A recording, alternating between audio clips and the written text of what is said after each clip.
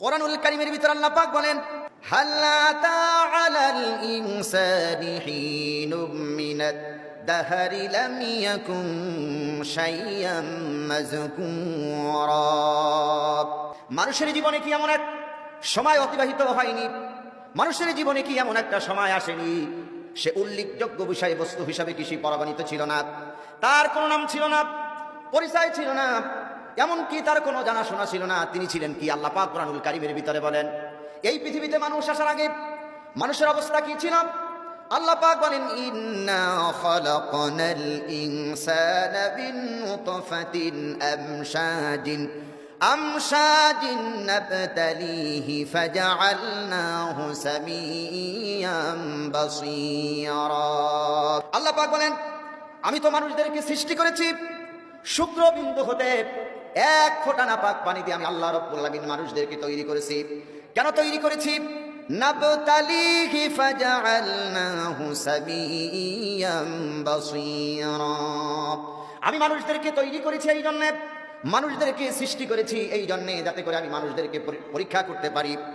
মানুষদেরকে শুধু তৈরি করি না, আমি আল্লাহ পাক মানুষদেরকে শোনার শক্তি দিয়েছি, দেখারও শক্তি দিয়েছি, মানুষদেরকে দৃষ্টি শক্তি আর শ্রবণ শক্তি আমি আল্লাহ রাব্বুল আলামিন দিয়ে দিয়েছি।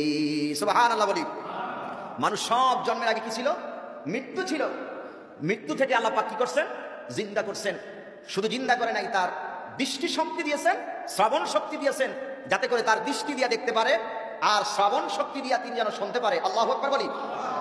সম্মানিত শহীদ, এই পৃথিবীতে মানুষ আসার পূর্বে কি ছিল? আল্লাহ পাক সূরা বাকারার ভিতরে বলেন, কাইফা তাকফুরুনা বিল্লাহি ওয়া কুনতুম আমওয়াতান ফাআহইয়াকুম সুম্মা ইউমীতুকুম সুম্মা ইউহয়ীকুম সুম্মা ইলাইহি তুরজাউন। আল্লাহ রাব্বুল আলামিন বলেন, বান্দা তুমি কেমন করে কুফরি করো, অস্বীকার করো তোমার আল্লাহকে? তুমি তো ছিলে মৃত্যু, এই মৃত্যু থেকে আমি আল্লাহ রাব্বুল আলামিন তোমাকে জিন্দা করেছি, আবার এই জিন্দা থেকে আমি আল্লাহ তোমাদেরকে মৃত্যু দেব, আবার এই মৃত্যু থেকে আমি আল্লাহ রাব্বুল আলামিন তোমাদেরকে জিন্দা করব। সুবহানাল্লাহ। মানুষ জন্মের আগে ছিল কি? মৃত্যু। মৃত্যু থেকে আল্লাহ কি করছেন? জিন্দা। আবার এই জিন্দা থেকে আল্লাহ কি করবেন? মৃত্যু দেবেন। আবার এই মৃত্যু থেকে আল্লাহ কি করবেন? জিন্দা করবেন। এই জন্য আমরা যখন কবরের মধ্যে লাশ রাখি, কবরে লাশ রাখার পরে যখন বাঁশের চালাগুলো বিছায়া দেই, চতুর্দিক থেকে মাটি দেওয়ার পর আপনি আমি একটা দোয়া পড়ি, মিনহা খালাকনাকুম ওয়া ফিহা নুঈদুকুম ওয়া মিনহা নুখরিজুকুম তারাতান উখরা।